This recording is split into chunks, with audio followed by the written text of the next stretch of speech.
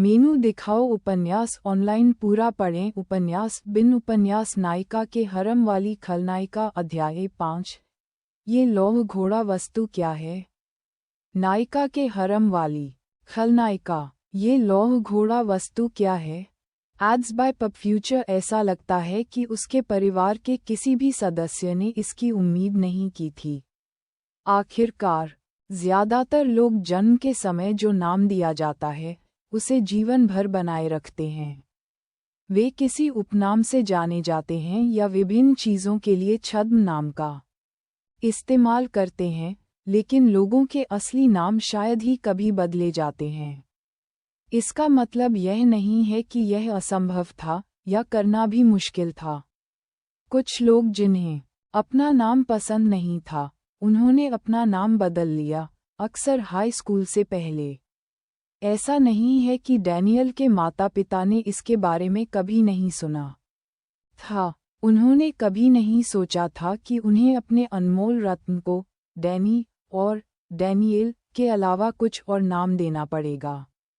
लेकिन भले ही वे आपत्ति करना चाहते थे, लेकिन उसके पहले के शब्द उनके दिमाग में गूंजते रहते थे। मैं एक अलग व्यक्ति बनने का वादा करता हूँ, ऐसा व्यक्ति जिसका आप सम्मान भी कर सकें। इस तथ्य के साथ कि उनके पास आने का साहस जुटाने से पहले उसे बहुत अधिक मानसिक आघात से गुजरना पड़ा होगा। न तो उसके माता पिता और न ही उसकी बड़ी बहन ने उसके अनुरोध पर आपत्ति करने का साहस किया।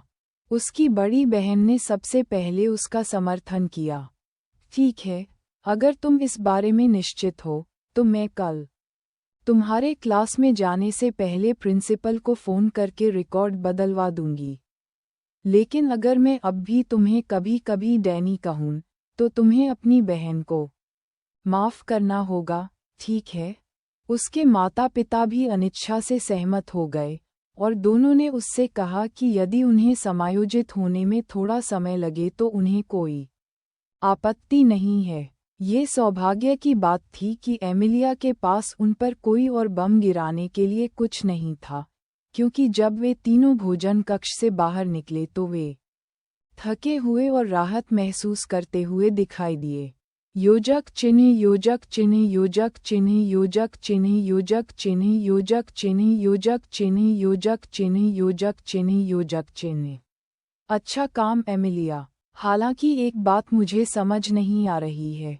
एमिलिया पहले से ही अनुमान लगा सकती थी कि उसका सिस्टम क्या सोच रहा था। आप जानना चाहते हैं कि मैंने खलनायिका का नाम अपने नाम से मेल खाने के लिए क्यों बदल दिया, है ना? यह सही है।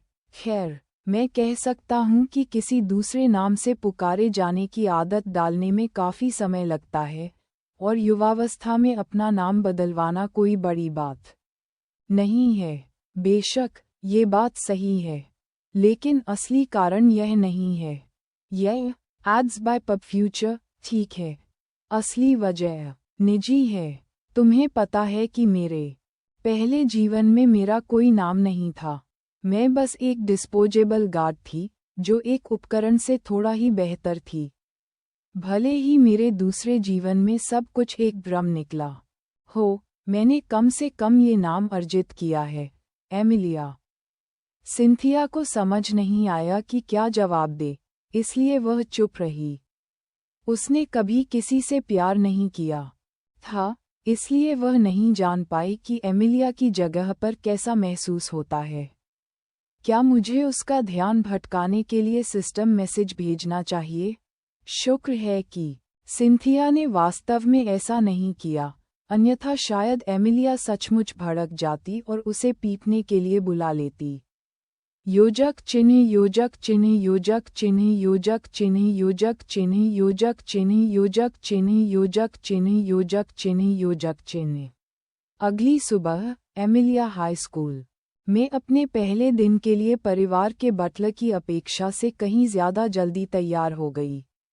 न केवल उसके लिए कोई लंच बॉक्स तैयार नहीं था, बल्कि उसका ड्राइवर भी अभी तक नहीं आया था। लंच बॉक्स कोई बड़ी समस्या नहीं थी।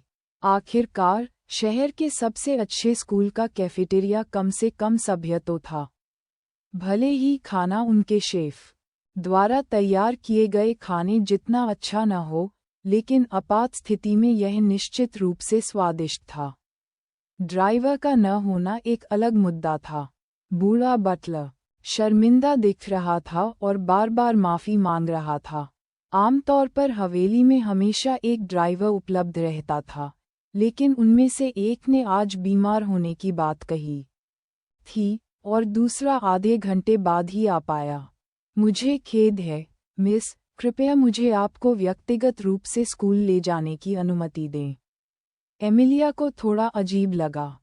उसने खुद कभी ऐसी गाड़ियों का इस्तेमाल नहीं किया था, हालांकि वह घोड़ों के साथ काफी कुशल थी।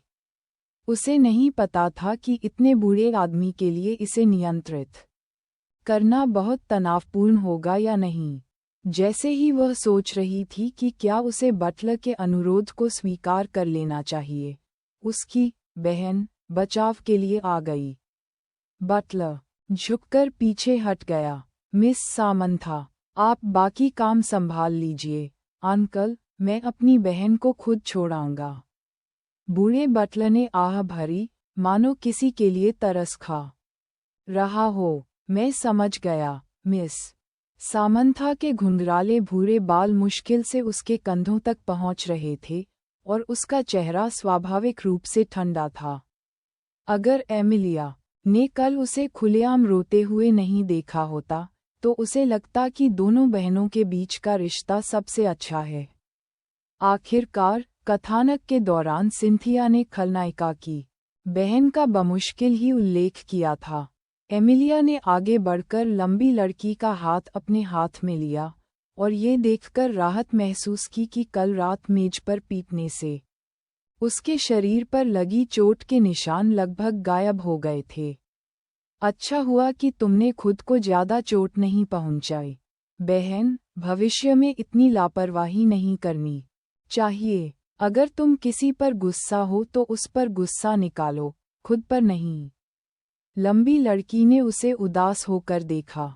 अब मुझे बहन कहने का क्या मतलब है? अगर तुम अब डैनी नहीं हो और तुम मुझे सैम भी नहीं कहोगे, तो क्या वह कमीना तुम्हारे लिए इतना ज्यादा महत्वपूर्ण है? एमिलिया को अजीब लगा ये सोचकर कि कितना अच्छा होता अगर उसे पहले से ही सब कुछ पता होता। उसे कैसे पता चलता कि बदमाश उसकी बहन को क्या कहता है? अरे नहीं, ऐसा मत करो सैम। बस मुझे अब अपने जीवन में एक नया पृष्ठ खोलने का मन कर रहा है। इसका मतलब यह नहीं है कि मैं तुम्हें दूर धकेलना चाहता हूँ। सामंथा अपना सिर हिलाती रही, थोड़ी परेशान सी दिख रही थी। नहीं, एमिलिया, ये तुम्हारी गलती नहीं है। ये सच है कि पिछले कुछ सालों में हम इतने करीब नहीं रहे। मुझे हमेशा लगता था कि तुम अपने बचपन के प्यार के साथ व्यस्त रहती हो। मैंने कभी नहीं सोचा था कि तुम अकेली इतनी तकलीफ में हो। एमिलिया को लगा कि यह अफसोस की बात है कि यह ठंडी सुंदरी एक रोती हुई बच्ची थी। वह फिर से रोने के लिए तैयार थी और एमिलिया को लोगों को रोते हुए देखना बिल्कुल पसंद नहीं था, क्योंकि जब कोई पुरुष रोता था तो उसे उसकी निराशा और हताशा का एहसास होता था, और जब कोई महिला रोती थी तो उसे उसकी परेशानी और पीड़ा का एहसास होता था। निराशा, हताशा, परेशानी, पीड़ा, ये सभी भावनाएं उसकी चाहत से बहुत दूर थीं। खुशी। इसलिए वह आगे बढ़ी और अपनी बाहों में उस लंबी लड़की को भर लिया। सैम, मुझे पता है कि मेरे साथ जो हुआ उसके लिए तुम्हें दुख हो रहा है, लेकिन जो कुछ हो सकता था उसकी तुलना में क्या तुम्हें नहीं लगता कि मैं भाग्यशाली थी? एट नॉवल बन एट भूरे बालों वाली लड़की जब इस बारे में सोच रही थी तो वह थोड़ी भ्रमित सी लग रही थी। हालांकि यह अच्छी बात थी कि खलनायिका का परिवार उसका इतना ख्याल रखता था, लेकिन वह नहीं चाहती थी कि वे हमेशा उसके बारे में परेशान रहें। इस दुनिया में उसका एक लक्ष्य इस परिवार को शिखर तक ले जाना था, और ऐसा कैसे हो सकता था अगर वे खुश ही नहीं थे? आइए हम अतीत को पीछे छोड़ दें। जैसा कि मैंने कहा, मैं एक नया पृष्ठ खोलना चाहता हूँ और अब से केवल खुशियाँ तलाशते हुए अपना जीवन जीना चाहता हूँ। एमिलिया ने लड़की को अपने आलिंगन से मुक्त किया और उसके कंधों को पकड़ लिया, उसे अपनी आंखों से हटने नहीं दिया। सैम, क्या तुम चाहते हो कि मैं खुश रहूं? लंबी लड़की ने गुस्से से सिर हिलाया। बेशक। एमिलिया ने कुछ हद तक हंसते हुए सोचा कि वह इतनी लंबी होने के बावजूद भी एक छोटी लड़की के सामने एक बच्चे की तरह व्यवहार कर रही थी। अपनी छोटी बहन से उपदेश सुनने की तो बात ही छोड़िए। यह निश्चित रूप से एक नर्म खुरमा था। उसे सावधान रहना होगा कि कहीं कोई उसे तंग न कर दे। फिर तुम और दुखी नहीं हो सकते। अगर तुम रोना चाहते हो तो रो सकते हो, लेकिन मैं चाहता हूँ कि तुम हमेशा आगे बढ़ते हुए खुशी की तलाश करो, न कि हर समय अतीत के दुखों में डूबे रहो। अमोस और ब्लैक टाइगर परिवार के साथ जो हुआ, वह हर समय हमारा मूड खराब नहीं कर सकता। Ads by PubFuture. उसकी बड़ी बहन की काली आंखों में प्रेरणा की चमक थी। तुम सही कह रहे हो, डैनी। नहीं, माफ करना एमिलिया, वाकई बड़ी हो गई है। आज से तुम्हारी बड़ी बहन सैम उदाहरण पेश करेगी। कुछ ही मिनटों बाद हैरान एमिलिया अपनी बड़ी बहन के पीछे एक मोटरसाइकिल पर बैठी थी, जिसके सिर पर एक अजीब सा कवच था, जिसे उसने हेलमेट कहा था। सिंथिया, ये लोहे का घोड़ा क्या है? क्या ये सुरक्षित है? सिंथिया की आवाज़ में उसका मनोरंजन बिल्कुल भी छिपा नहीं था। ठीक है, अगर आप कारों को बिना घोड़ों के चलने वाली गाड़ियों के रूप में सोच सकते हैं, तो मुझे लगता है कि बाइक को लोहे का घोड़ा कहना आपके लिए अजीब नहीं है। ओह, लेकिन चिंता मत करो, तुम शायद नहीं मरोगी। शायद? ओह, इतना हैरान मत होइए। क्या लोग घोड़े की सवारी करते समय अक्सर मरते नहीं हैं? सिंथिया अब एमिलिया का मजाक नहीं उड़ा सकती थी, क्योंकि सामंथा ने 750 सीसी इंजन का पूरा उपयोग करके उसकी छोटी बहन को चौंका दिया था, जबकि वे सड़क पर तेजी से दौड़ रही थीं। जब वे उसके स्कूल पहुंचे तो एमिलिया का चेहरा पीला पड़ गया था और उसके पैर कांप रहे थे। उसकी बड़ी बहन काफी शर्मिंदा दिख रही थी, उसे लग रहा था कि वह बहुत ज्यादा बहक गई थी। ये पहली बार था जब वह किसी को अपनी बाइक चलाने दे रही थी, क्योंकि वह शायद ही कभी खुद बाइक चलाती थी। उसे थोड़ा धीरे चलना चाहिए था। ओह, एमिलिया, मुझे खेद है। ऐसा लगता है कि पहली बार आने वाले के लिए ये थोड़ा ज्यादा था। क्या तुम ठीक हो जाओगी? क्या मैं तुम्हें वापस ले जाऊं? एमिलिया का पीला चेहरा उस राक्षस पर एक और सवारी के विचार से कांप उठा। अगर उसे कभी ड्रैगन की सवारी करने का मौका मिला, तो उसने कल्पना की कि वह अब इतना डरेगी नहीं। नहीं नहीं, मैं ठीक हूँ, मैं अब अंदर जाता हूँ। तुम वापस जाओ। ठीक है। सामंथा एमिलिया की विनती भरी निगाहों के सामने अनिच्छा से ही वहां से जा सकी। उसे उम्मीद थी कि उसकी वजह से उसकी छोटी बहन स्कूल में बीमार महसूस न करे। ऐसा लगता है कि वह खुशी की बातों से कुछ ज्यादा ही प्रेरित हो गई थी। सैम के चले जाने के बाद एमिलिया ने राहत की सांस ली। वह लोहे के घोड़े पर एक और सवारी बर्दाश्त नहीं कर सकती थी। उसकी कमर में दर्द हो रहा था और डर के मारे सैम की कमर को बहुत कसकर पकड़ने से उसके हाथ दुख रहे थे, यहाँ तक कि उसका सिर भी चक्कर खा रहा था। पहले तो सिंथिया सिस्टम स्पेस में हंसती रही, लेकिन कुछ मिनटों के बाद उसे अपने पार्टनर के लिए बुरा लगने लगा। चिंता मत करो एमिलिया, बस अपने मन में शून्य सूत्र को प्रसारित करती रहो और चक्कर आना कुछ ही मिनटों में दूर हो जाएगा। धन्यवाद। सामंथा ने उसे स्कूल गेट से कुछ ही मीटर की दूरी पर छोड़ा था और वह लगभग 2 घंटे पहले ही आ गई थी। किस्मत से आज किसी को भी शर्मिंदगी नहीं दिखनी चाहिए, और बदमाशी को बाद में उसे धोने के लिए और बदनामी नहीं मिलेगी। उसके आशावादी विचारों को एक चिंता से भरी आवाज ने बाधित कर दिया।